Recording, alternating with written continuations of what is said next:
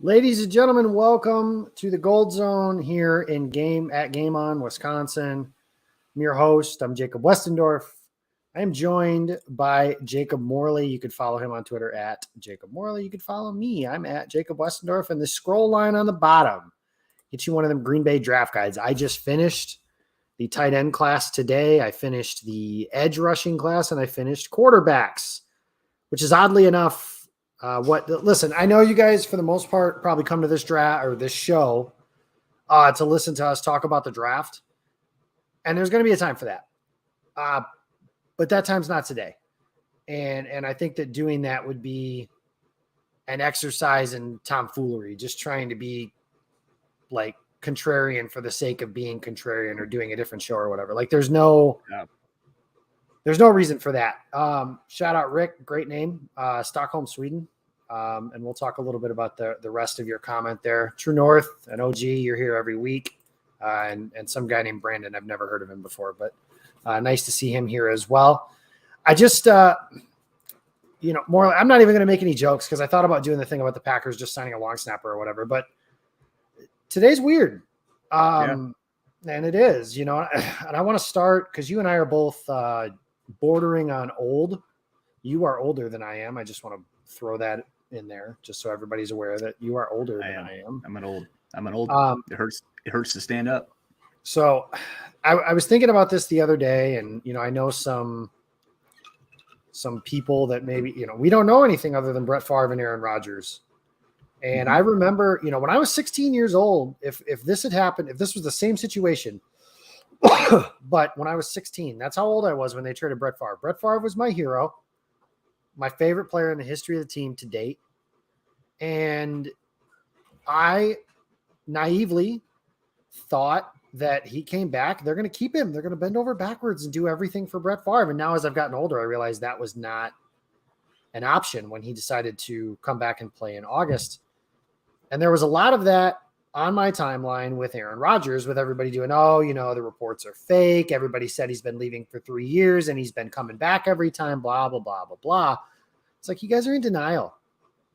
Ever since Gutekunst spoke at the Combine, prior to that was the Bob McGinn report, which I think as each day passes, the more that look, and listen, you can hate Bob McGinn, and there's some things that he's written that I don't agree with, saying that Mike McCarthy's not a good coach because he's overweight, making a reference to Andrew Corliss's tragically deceased child. Sure.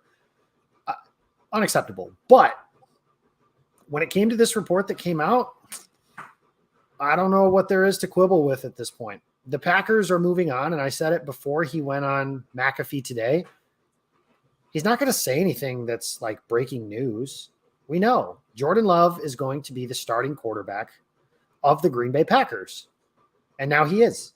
But the point I want to get to is, Morley, how did you feel, 15 years ago when they did this to Brett Favre? I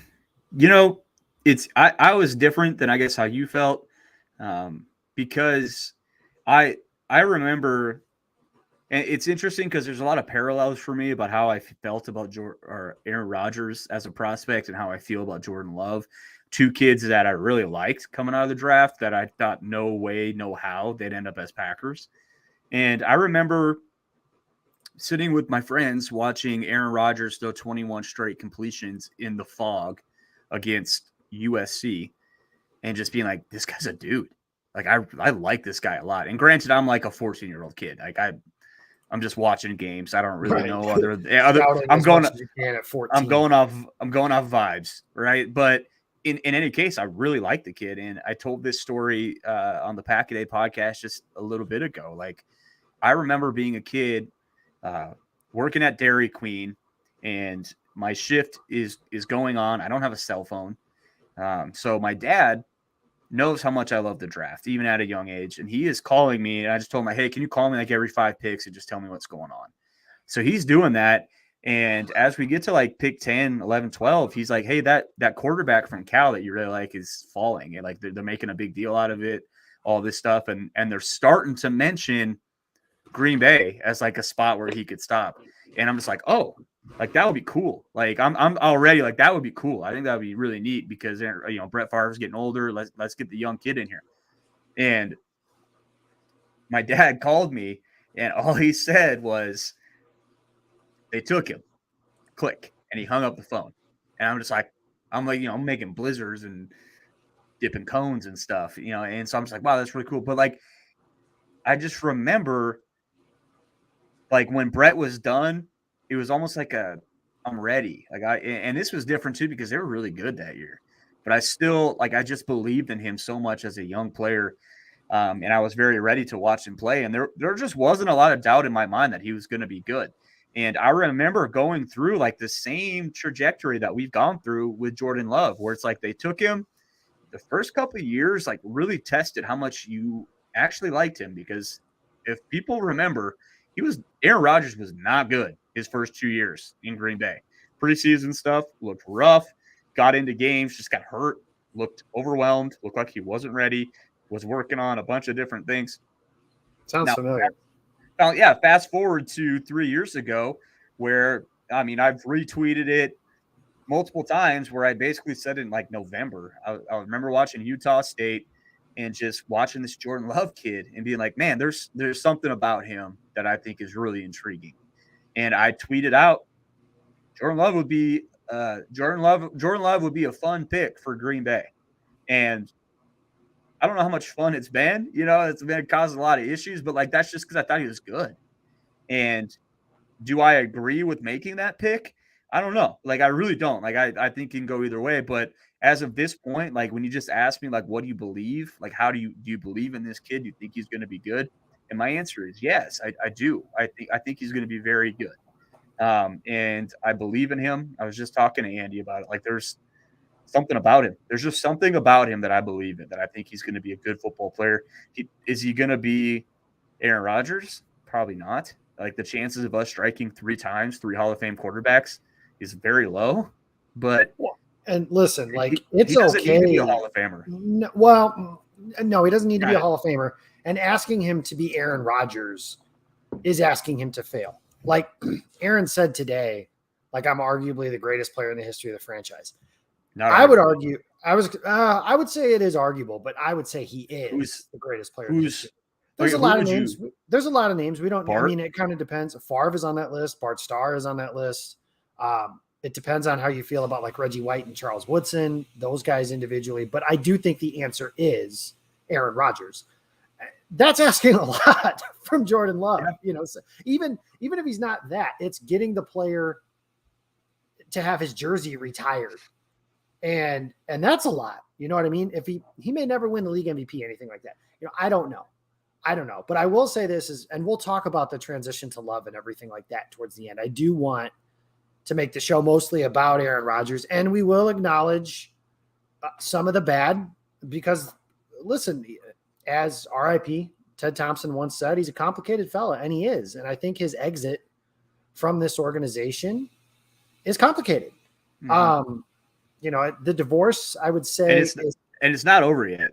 Like that's something else. I think like people, it ain't over yet, fellas. If this goes like another week or 7 to 10 days or something like that, Rodgers will be back on McAfee saying, "Set me free." Like I'm just saying, if that does happen, I don't think that will, but he'll be saying, "I'm being held hostage," whatever. But we do need to acknowledge that because it is real, and I acknowledge that some of those feelings they might exist. Because I'm older, like, maybe if I was 10 years younger and in my early 20s, I would be completely on the side of Aaron Rodgers and saying the front office needed to do, whatever. I'm older and I have less time for some of the bullshit that comes with him. And I have even less time for that when he's not the league MVP or not one of the best quarterbacks in football. But we'll talk about that. It'll mostly be positive. But I did want to let you guys know, if you did come here to listen to us talk about the draft, that's just not going to happen. Talking about the tight end class on a day like today seems silly. I will say this because our guy Ben is in here and saying, like, if this goes another week, Packers Twitter will kill each other. My take on that is, I don't know. I mean, I guess I understand, but like you guys are in control of what you put energy into, and Rodgers confirmed today that he made the decision on Friday. We just didn't find out about it. Mm-hmm. He made the decision on Friday as to what he wanted to do. And so from that standpoint, the teams have known since the legal tampering period opened. So they know all that. It's just, and he's not coming back. So there is no decision to be made. It's just a matter of us wanting to know what the trade compensation is going to look like. But let's move in. This all started with my favorite Hawaiian, and that's Mike Kawano. I invited him to on the show today. So Mike Kawano jumping in. You can follow him on Twitter at Kawano. Mike, we're going to talk to how this all started. And Aaron Rodgers, and I knew immediately where this interview was going with McAfee when it started with, they drafted my replacement. And he keeps saying that. Like, I know he calls him like by nicknames and stuff like that, but I do find it a little condescending. He says my replacement when he speaks about Jordan Love. I mean, whatever. Like, not a huge deal, but that is just a minor quibble. But he said, yeah, it started with them drafting my replacement. And Morley, you got into that a little bit, and I've said it 1,000 times. I do not care about the quarterback's feelings. I do not care that his feelings were hurt. Maybe, I wouldn't say maybe, actually. The Packers could have handled that better. I don't think there's any question about that. I think giving a franchise icon like that a heads up, especially in this era, as we've learned more, maybe once upon a time with Brett Favre, they didn't do that, didn't feel they had to. This is a different era. I think they could have done more to tell Aaron Rodgers, hey, we're drafting this kid. We're moving up to get him. We still love you, blah, blah, blah, blah, blah.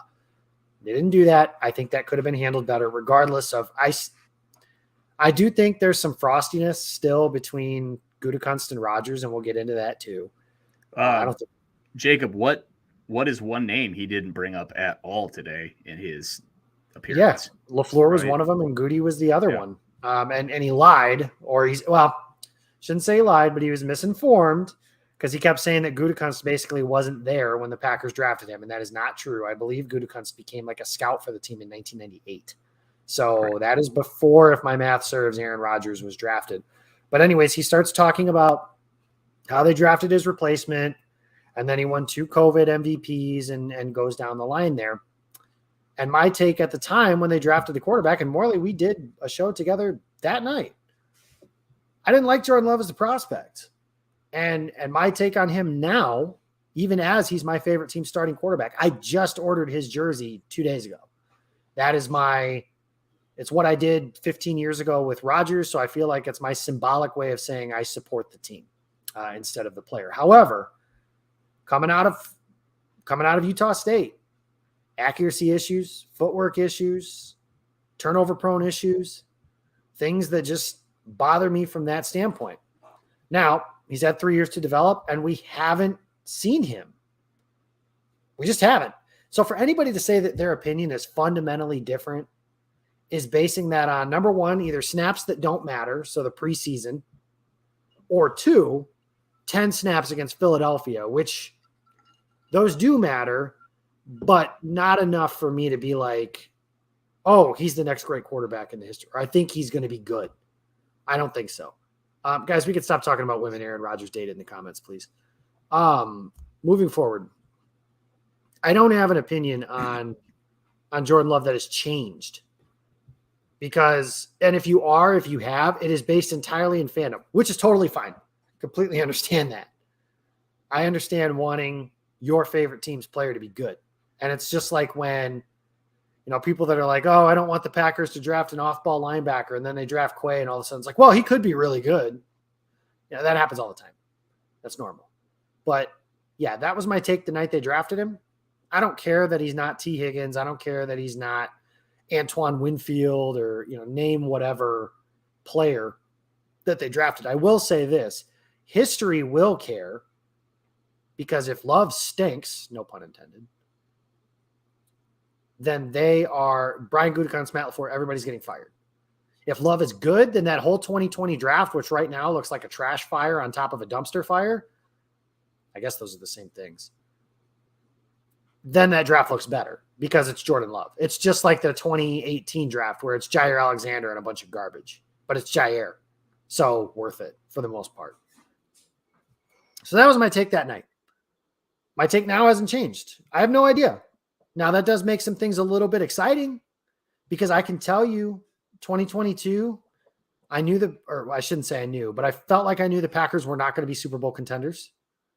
And they were kind of stuck in no man's land with Aaron Rodgers, just kind of. So I was appreciative of being able to just still kind of watch him play because he's, like I mentioned earlier, the greatest player in the history of my favorite franchise.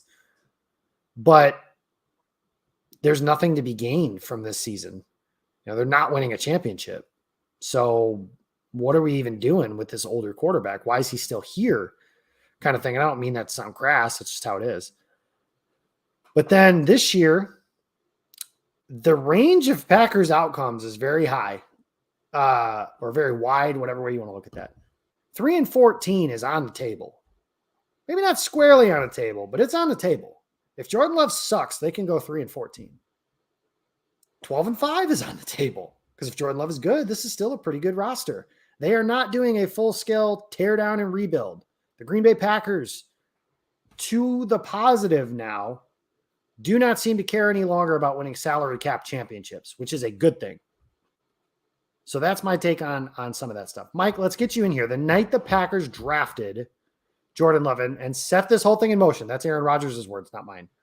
Just what was your take the night of, and kind of has it evolved? Am I an idiot for saying that my opinion hasn't changed? Should it have? Not really, honestly. I mean, that's kind of the honest take on it is, you're going to kind of have the same opinion because, like you said, the quote unquote meaningful snaps he's played are 9 throws against the Eagles, which, albeit what anyone says, they were not in prevent at the end of that game. Like Love was a big part in making it kind of interesting at the end of that game.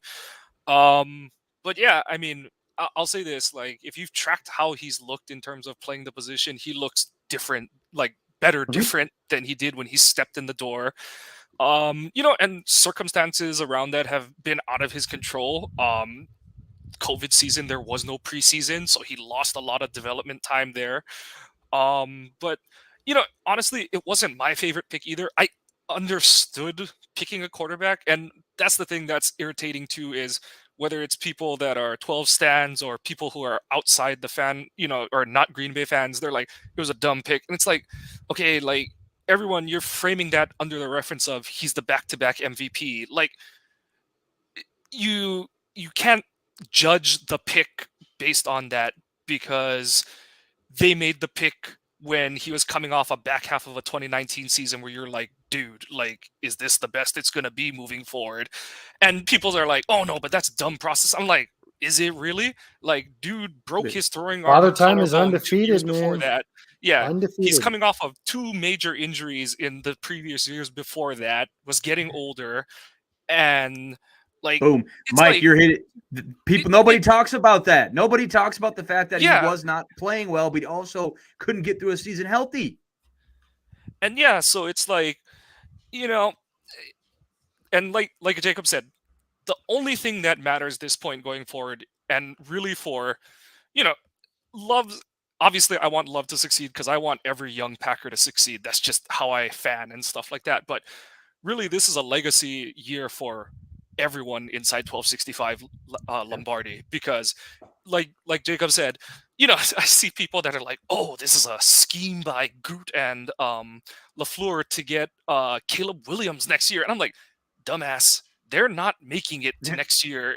If they go 3-14 or whatever the hell it takes to get the number 1 pick, they're not going to be around to take somebody Caleb else Williams. Is picking Caleb Williams. Yep. Like, literally, Howie Roseman's crony is picking Caleb Williams. The only sliver of a chance that LaFleur gets to make it there is if he sells Murphy on the idea that, like, I was the guy that wanted Aaron back. Like, that's like the only way he makes it there, kind of thing.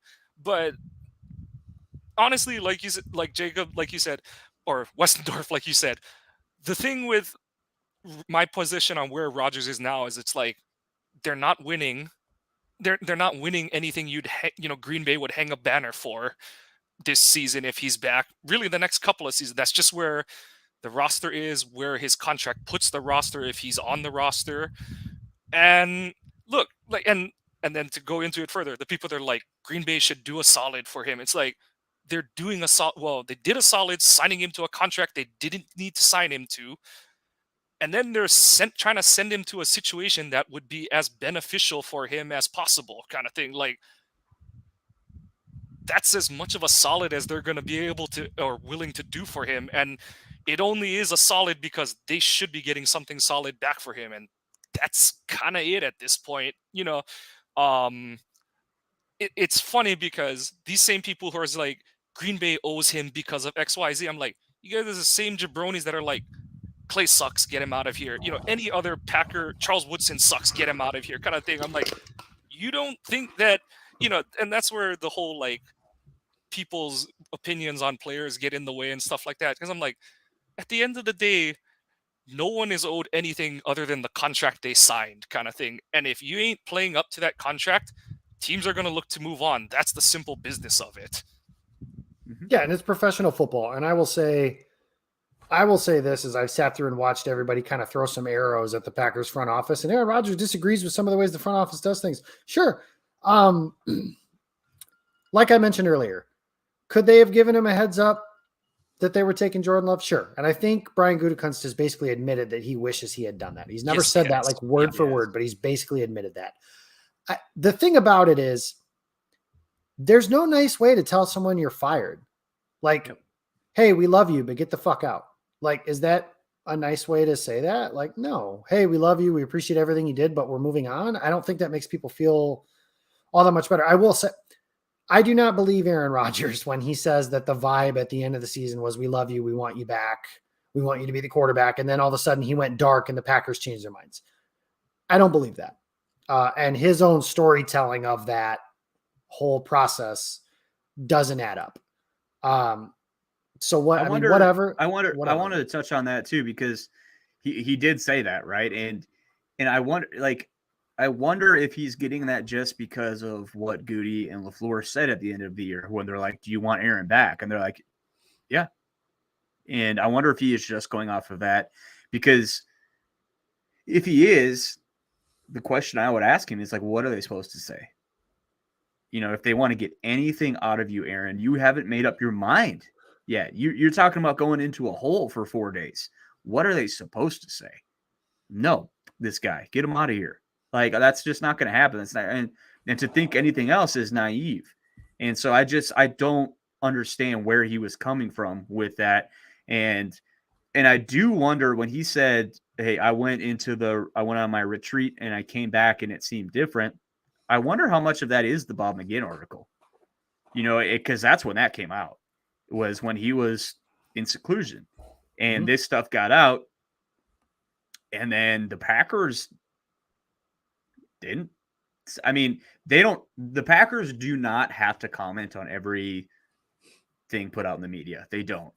But when the situation with your quarterback, if a hit piece smear comes campaign out, is what they're smear called. campaign or whatever comes out like that, and he's teetering retirement, you get in front of that and you make sure you deny. Let me ask you this, Morley. It's 2021 after the Bucks game, and an article similar to that one comes out. Don't you think this is where like, oh, nobody knows anything. It's all fake news until Aaron says something, blah, blah, blah, blah, blah.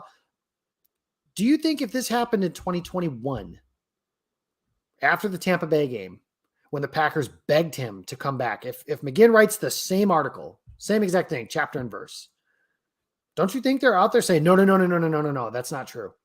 I don't think they're shooting it down like it's the opening of deer hunting season.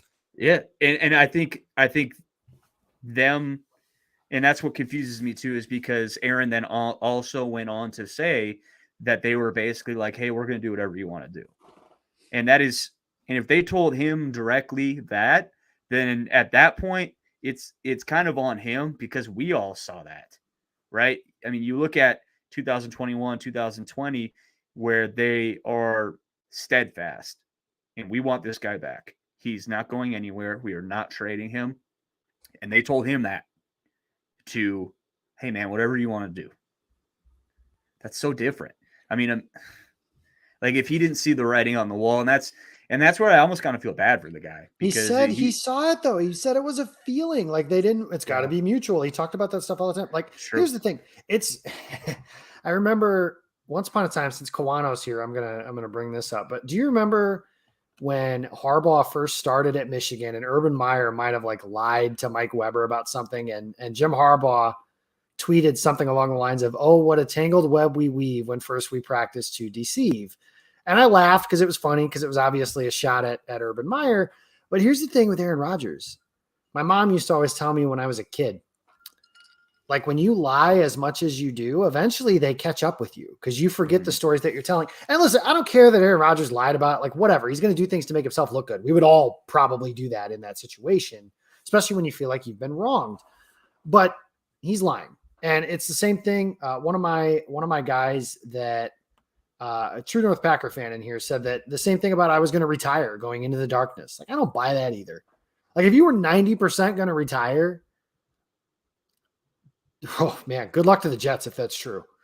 Because and that's where I get back into the like he thinks he's too cool for school and that we're all dumb, because it's like, okay, if you were that sure you're going to retire, you're probably kind of telling Green Bay that you were thinking that way too. So of course Green Bay is going to react funny when you come out and say, "I'm coming back." And it's like, and on the flip side of that, Green Bay wants to hear this again, the McGinn article.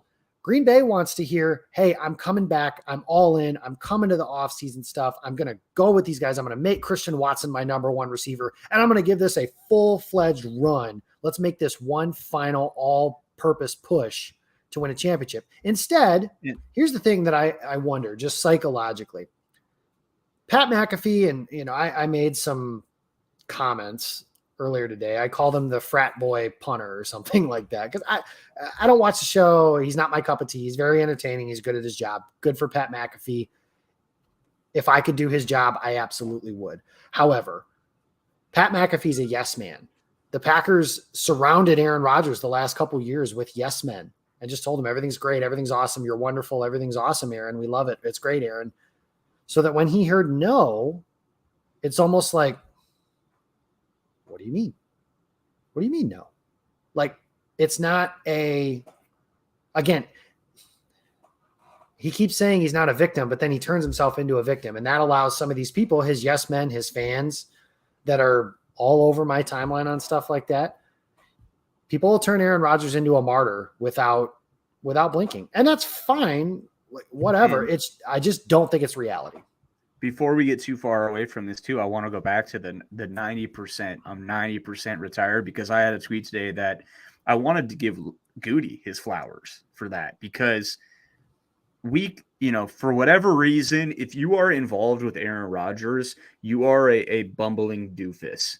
Like, that's like how the media portrays him. That's how they did Mike McCarthy. That is how they've basically painted Brian Gutekunst as well.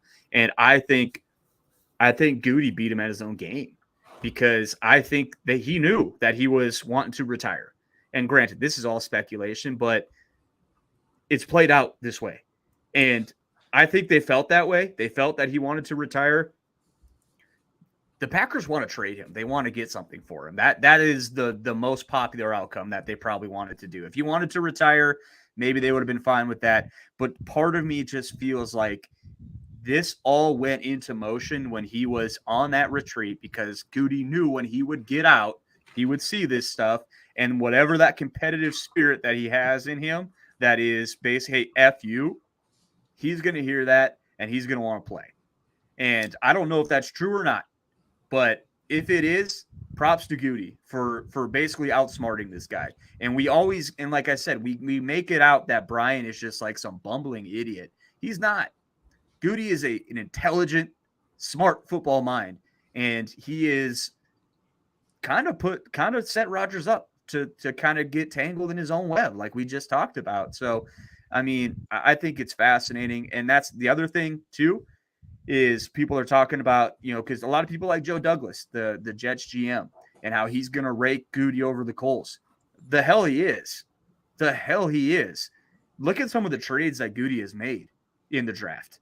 I mean, like, he's had conviction to move up for guys, but look what he did to the Saints to get Jair.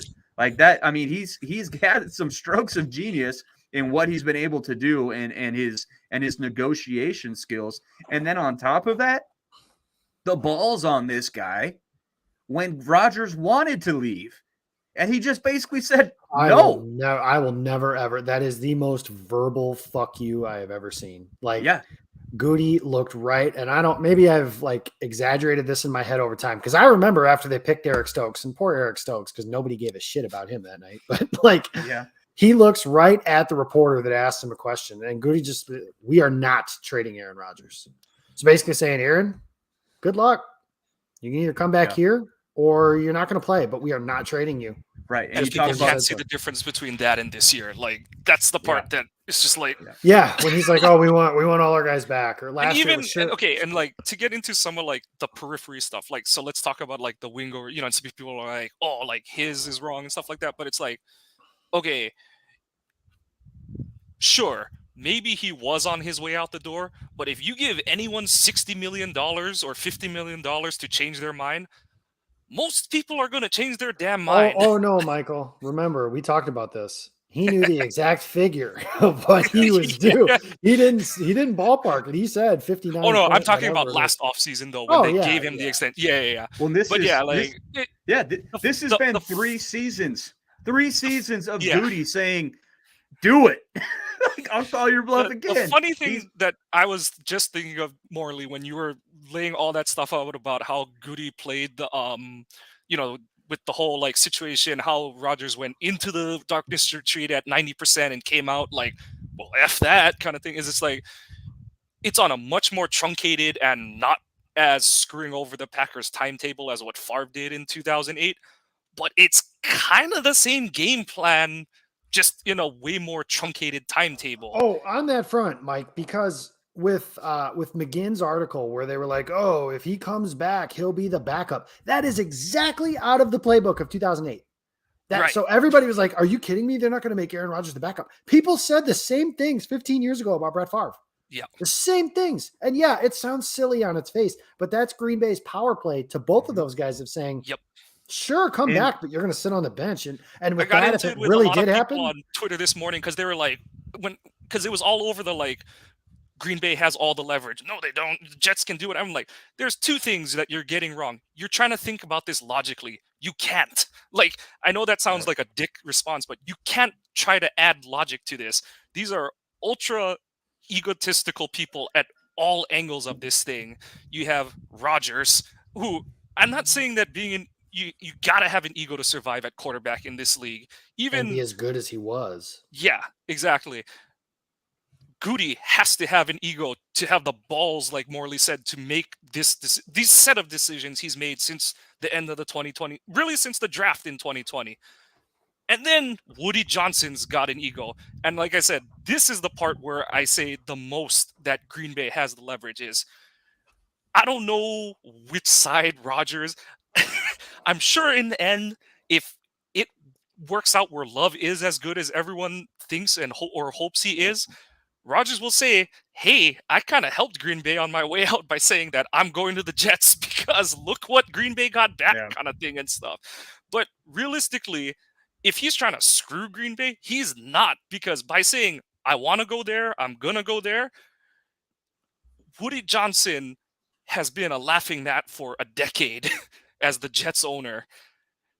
Well, here's the thing. My buddy that lives in New Jersey said that like the leverage with them and the desperation that comes from the Jets is Woody Johnson owns a team that has never won a Super Bowl since the 3rd one. They haven't been in the playoffs in 12 years. Like, that's all that stuff. But what I do want to do, guys, and we can, kind of take this whatever way you want. However, and I know that especially in this room particularly, all 3 of us were tired of the shtick. Worth it when he was the league MVP, not worth it anymore. The passive aggressiveness, the weekly appearances on McAfee to say whatever he wants. And I did say earlier, I do. And it got taken the wrong way. When I said professional, I don't mean Pat McAfee's unprofessional or covered it unprofessionally. It's just Pat McAfee's not going to push him on anything that he says. Like if he says that, it's a puff piece. It's, hey, wait a minute, that doesn't add up. Where does this come from? Or where? And then later, like, AJ Hawk kind of did some of that stuff, but not really. So I just wish that it was, I remember when Rodgers came back and the media was going through his press conference and Rodgers listed like all these dudes that they didn't bring back. And Tom Silverstein is the best Packers reporter on the beat. And with all due respect to those guys, because there's a lot of good ones, I don't know how close it is. And that's, again, that is a tribute to Silverstein, not a detriment to some other good guys on that beat, because there are guys like that. But he asked him, like, hey, Aaron, you mentioned all these guys, but like none of them really got better when they, maybe one or two, but for the most part, the Packers were right. So like, what makes you think that anything would have been different? Rodgers gave an answer, but that was the closest anyone came to kind of pushing him on the narrative he wanted to spin. And the other thing I want to say before we close the book on this is when everyone's like, oh, Aaron was fighting for these things about making the front office treat players better on the way out the door. And I did say this earlier, there's only so many nice ways to tell somebody that they're fired. Aaron Rodgers cares because of Jordy Nelson, Randall Cobb, Julius Peppers, Charles Woodson, and Aaron Rodgers. And with all due respect to Aaron Rodgers, you got your job the same way, dude. And with all due respect, and again, I know that like Brett Favre is not a good person. I think that's been proven over the period of time. But in terms of impact on this franchise, Brett Favre had way more impact on this franchise than Aaron Rodgers did. And that is saying something, because Aaron Rodgers had a hell of an impact on this franchise. He's a better player. But Brett Favre took this thing from no man's land to the job destination that it is today. And they told him, beat it. You're done. We're done. And all the stuff that everybody that's on the Rodgers side of things that they're saying right now, oh, Aaron Rodgers is everything to the Packers. He carried this franchise. He's everything to them. Everything around them is stupid. They only did this for him. All that shit was said about Brett Favre 15 years ago. I promise you. Twitter didn't really exist back then. Kind of did, but not really. I promise you all that stuff was said.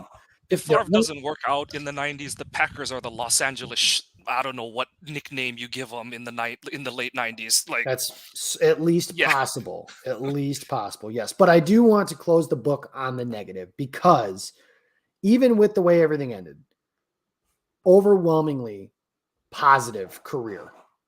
And I can't express that enough. And I will say there is some conflict for today. I remember, when they signed him to the extension last year, we had the graphic made for Game On. It was Drew Chibi. Once a Packer, always a Packer. And that's still true about him. But not also on this very show, Westendorf, you made the statement, Jordan Love will never start a game for the Green Bay Packers. I did. Yeah. And I still think that it was a good idea in theory. Obviously everything changed. I didn't foresee this type of variable change, but it happened. And you know what? That's why we don't speak in absolutes anymore, but overwhelmingly positive. And if you would have told me at 16, when Rodgers took over in 2008, that not only is he going to equal his predecessor, but surpass him, I would have told you, sign me up. And there's a lot of great memories of Aaron Rodgers. He gave me so much joy over the 15 years. The only Super Bowl that I can remember my favorite team watching and winning, Aaron Rodgers was the starting quarterback of it. He was the MVP of the game. As far as off the field, never in criminal trouble, never in anything like that.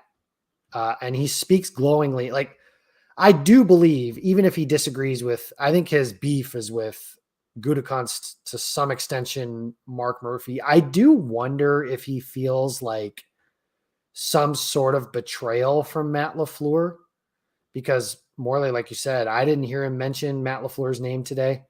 I do wonder if he feels that way.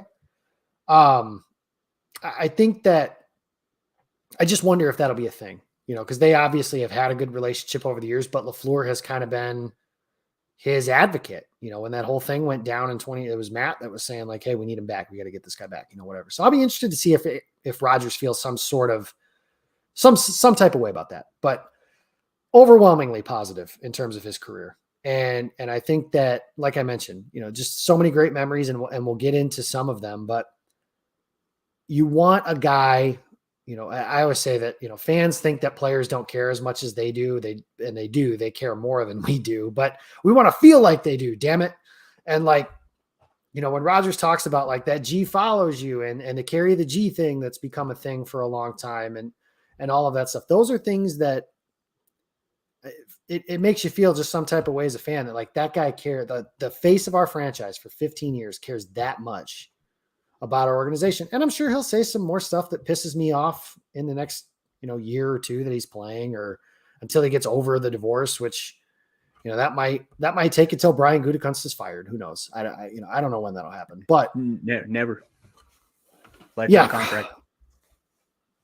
What? I will say, before we get out, I was just thinking about Ted Thompson and Goody in comparison to each other, and I promise we'll talk about Rodgers when I'm done with this.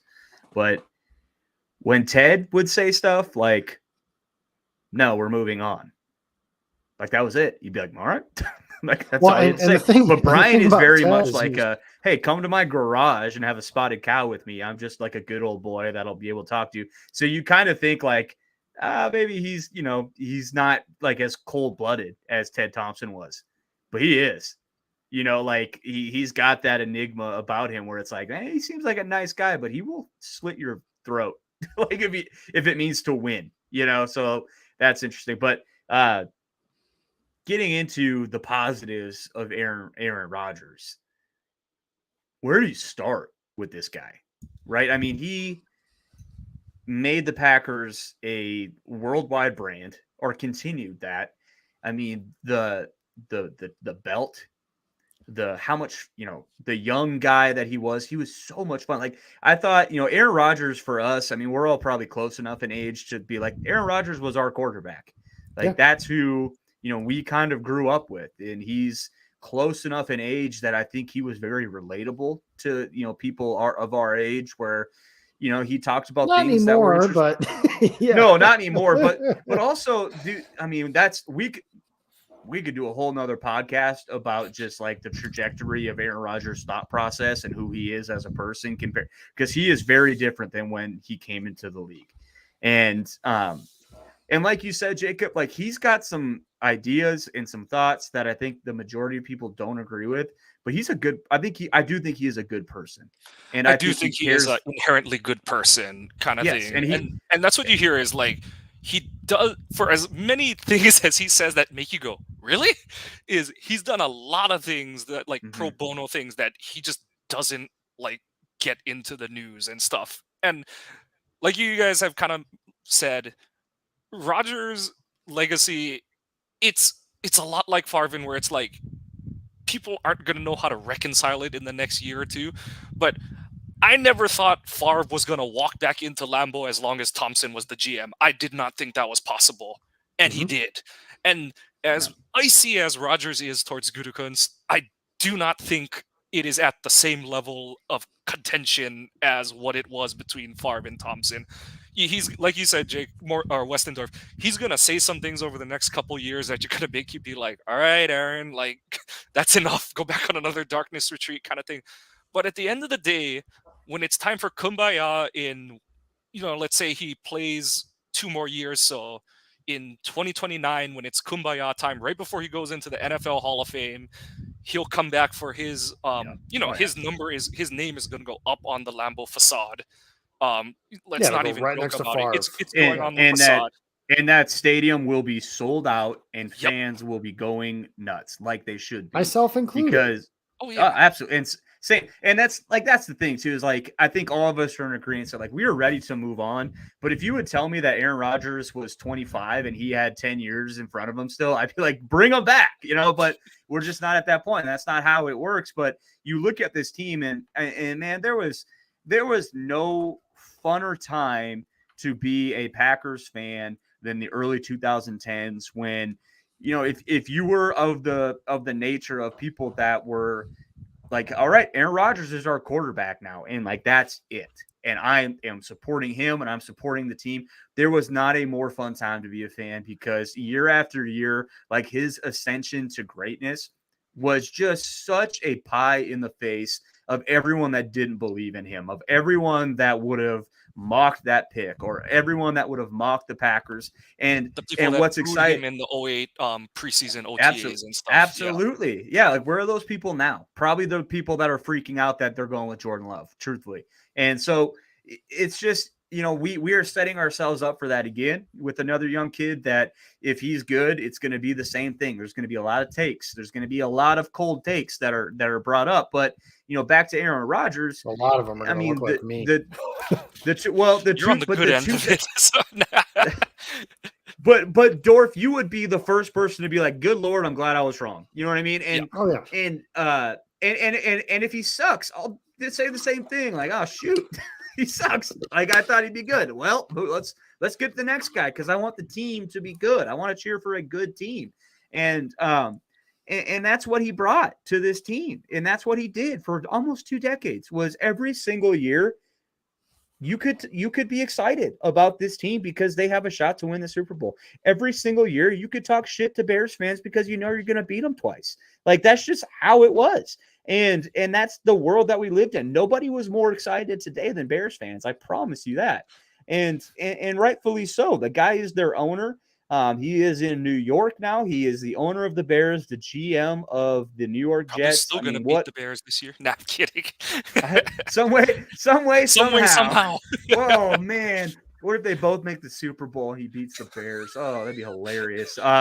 But in any case, I mean, it has been such a fun ride to watch him develop in it. And it almost it makes you feel kind of old as well, because I remember just like it was yesterday. I could tell you, do you guys remember his first preseason game that he started against the Cincinnati Bengals where James Jones got his helmet ripped off and ran in for a touchdown? Like, that doesn't seem that long ago, right? I can still hear Larry McCarron yelling in my ear about it. Yeah, and it's just every throw at the start of his career, and it's going to be the same with Love. Every throw, every game at the start, you lived and died with it just because you wanted him to be good so bad. And he just made good on all of that stuff. And he really hoisted, the baton and carried it another 15, 20 years for this franchise, for this organization, for people like us that just follow this team and enjoy watching a good, competent football team. And for that, you can't do anything but thank the guy. And lastly, before I get off my soapbox, I was actually pretty impressed with him today. He, for the most part, he said his thank yous to Packers fans. He said he effing loves the organization. He loves the city of Green Bay. And I believe him. I really do, because he talked about bleeding green and gold as much as anybody has in their career as a Packer. And he's not wrong. I mean, this guy is a minority stake owner of the Milwaukee Bucks.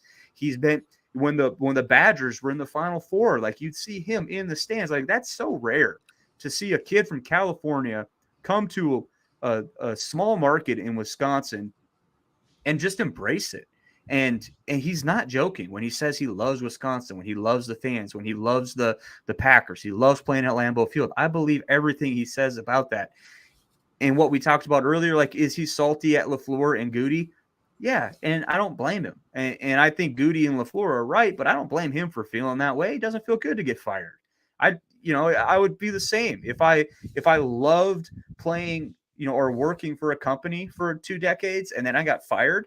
I wouldn't have anything bad to say about the company if I loved it. I'd be pissed at my boss, and that's just kind of how it goes. And that's just, man, that's just how it is. And that's the way of things. And I think he understands that for the most part. I think he was a little bit upset because I think he's got some stuff about he just wishes they would be more upfront with him. Like, going back to the love pick, going back to this, where he says, I wish they just would have told me this right away. And that's all fine. And Dorf already hit on that. Like, we would all say those things too, if it were us, that we kind of got a little bit embarrassed. And you would want people to come to you and be like, yeah, man, like, totally. I'm with you. I get it. All that stuff. So, hats off to Rodgers. It's sad that it is over, and it's sad that it's come to an end, but there are bright days ahead. We've seen it in this league. We've seen teams be able to get back to the top really quickly. I think the Packers, if there's one team in the NFL that can say, like, hey, we know how to find a quarterback and we know how to get those guys in place, it's Green Bay. Once again, it's going to be put to the test. A lot of people are going to get their jokes in right now, and a lot of people get those jokes in because the Packers have been so good for 30 years. And that's just kind of how it goes. That's just how it is. And we'll let it all play out. We'll see what the compensation that they get for Aaron Rodgers is, and we'll go from there. Yeah, heavy is the head that wears the crown. I think that's the way to look at that. I got a lot of friends that are laughing at the fact that I support Jordan Love and want him to be good and everything, blah, blah, just like, oh, you don't have Aaron Rodgers anymore. And it's like, I'm pretty sure 15 years ago, you guys were saying the same stuff. Like, I can't prove it, but I'm pretty sure that that's what happened. So we'll see. Maybe Love stinks. Maybe this will be football karma for having 30 years of Hall of Fame quarterback play. Maybe it won't. Maybe Love will be awesome. I don't know. That's kind of the fun part of the 2023 season. I will say, in terms of expectations of Jordan Love, is I think they need to be tempered, number one. But number two, I will say, just kind of in short, and we'll do some more Jordan Love stuff as we get like closer to the season. But I do hope that if it is like catastrophically tire fire bad and they keep everybody, that like Gutekunst has the gumption to move on. If they go 4-13 and are in contention for number one pick, sorry, he's not the guy. Most likely. I say that with caveats, but most likely he's not the guy. I know he's going to make some mistakes and everything like that, but some of the rookie mistakes should be coached out of him by now. And I think some of them have been. You saw, him play with the confidence that he did in Philadelphia and stuff like that. But that's a long time from now, guys. I want to keep this so to kind of close up our last segment here. Just, Mike, remove the Super Bowl because duh. But what's your favorite memory of Aaron Rodgers over 15 years? Maybe even 18 if you want to go back to draft day, if you want to go that far. It's probably I guess it's gonna be it's got to be beating Favre at Lambeau. I think that was like on the way to the Super Bowl. We didn't know it was on the way to the Super Bowl, but to beat your predecessor in an environment where half the stadium still loves him and is probably kind of cheering for him in a way, I think that was such a huge hurdle for him to clear at that point in his career. I think that's still my top non-Super Bowl one. And then after that, it's probably that playoff game in the 2014 playoff game against the Cowboys. So just, to go back to like what you guys were saying about what he's meant for the last 15 years, I'm going to go back to something Favre said, a couple things Favre said. So, and one thing Favre said and one thing Rodgers said to follow up what Favre said. So Favre kind of, he encapsulated why he had the starting streak. And he's like, my whole goal was that my whole time there, they're going to look at the quarterback position and be like, we got that covered kind of thing and stuff. Rodgers basically said, I think it was in 2019 or 2020 or something like that. He's like, that's the legacy Favre set. And it's whoever's job is, whoever's next as the starting quarterback to take that and run with it kind of thing. And for him to come out on one leg and run around and win that game against, what was arguably maybe a better Cowboys team. I don't know how, people want to reconcile that different ways kind of thing, but that was one of my favorite playoff performances of his, just to see him in the cold, because I've torn my Achilles, I've pulled my calf, and I'm somewhere where it's always warm, and I don't want to walk around with a pulled calf, and I can't imagine what it's like when you can't feel your leg. So those are probably my two fondest memories outside of the Super Bowl.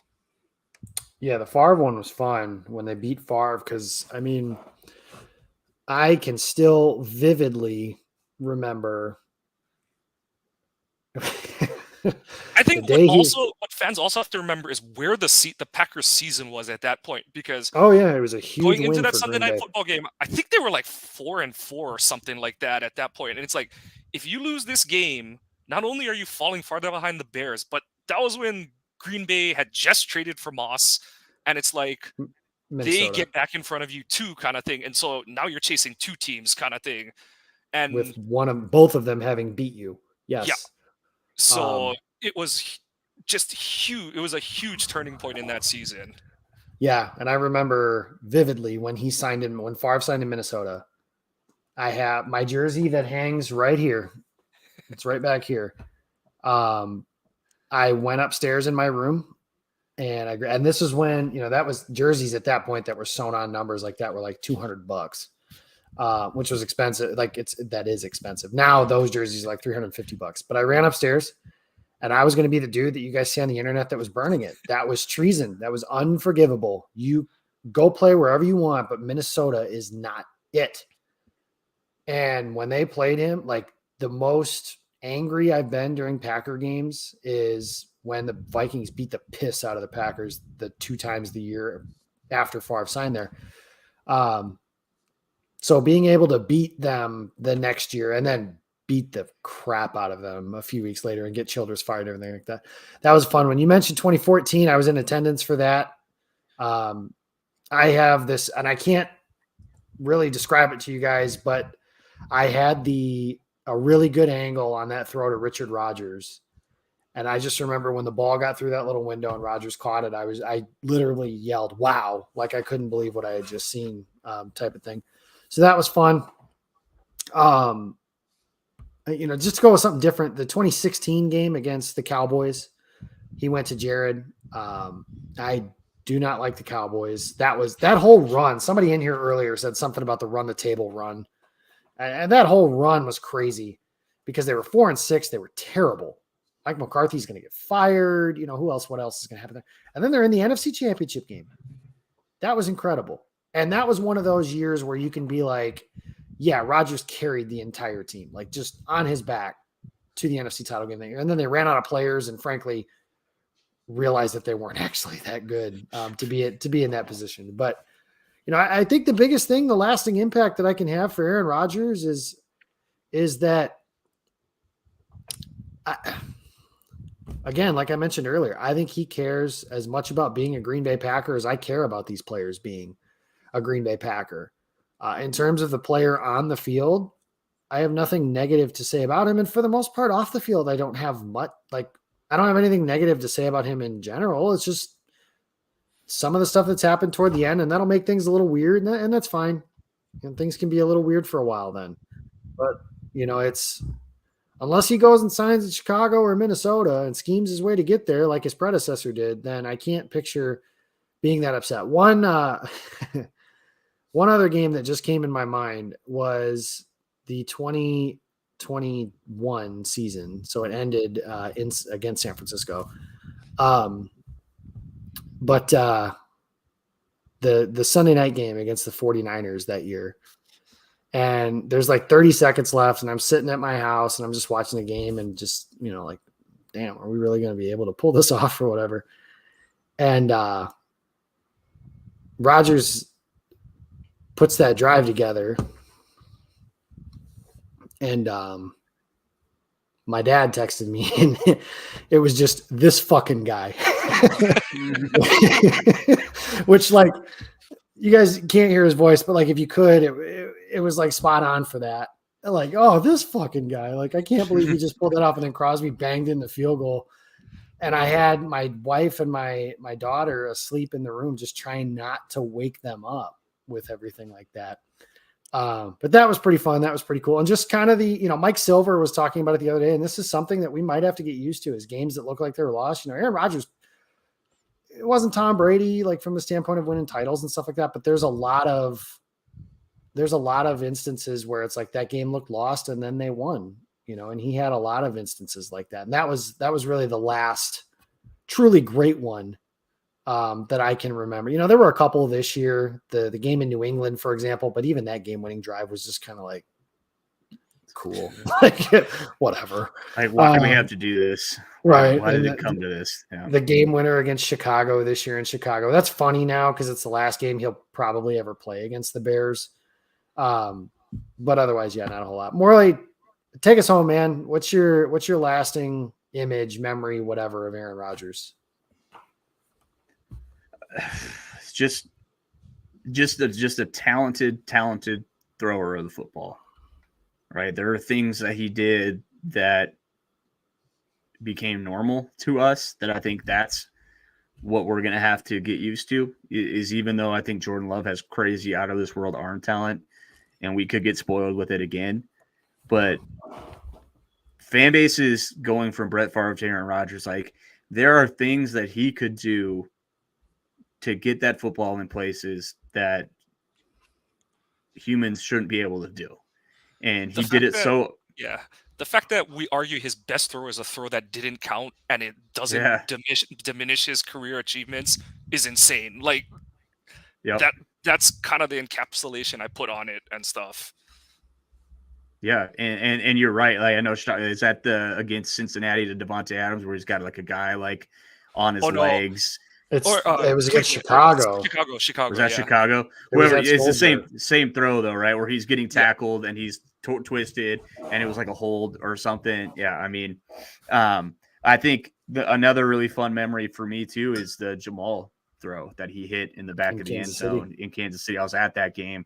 That was the first game I ever got to go take, do photos of and stuff, and fell in love with that. And that's something I still am pursuing now and get to do. And I remember when he made that throw and everyone was just kind of like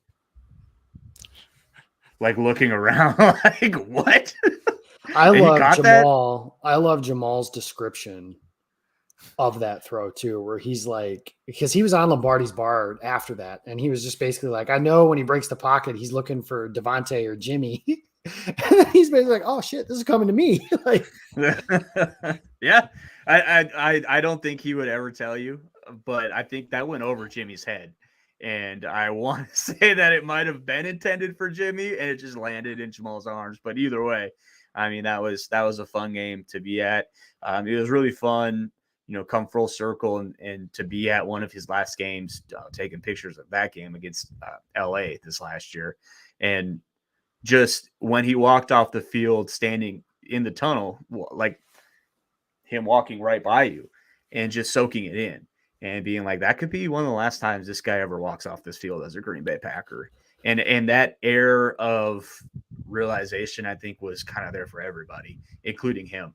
And so it's just been a joy to watch the guy. And I think it's kind of, I don't think it's really going to hit us until September when he's not starting quarterback, right? When he's 12's not under center, it's Love.